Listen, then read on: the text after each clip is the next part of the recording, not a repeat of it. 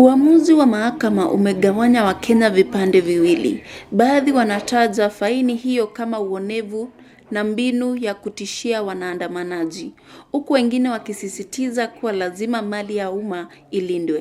Pazo aliliziwa, yes, hana any charges za kuwa accused. Hana makosa yote. So ni light yake. He should be released. Kwa majina naitwa Evanson. Kulingana na mimi naweza sema tu the government is being harsh on him juu he was just trying to kusaidia raia juu hakuwa peke yake in that parliament, walikuwa wengi. Alafu ukiangalia on the other side the demonstrators walikuwa wengi at the moment. Some were even funded by the government maybe, but mimi nikiulizwa kivyangu 40 million kwa such a guy, hiyo nayo ni pesa mingi sana, though hakuwa peke yake.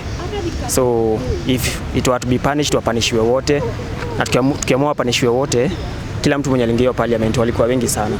So according to me naweza sema that's not fair. Kwake it's not fair. Yeah.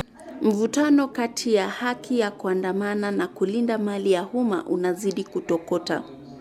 Na swali linasalia kama faini hiyo ni haki au ukandamizaji. Nikiripotia runinga ya TAS, mimi ni Komen Masi.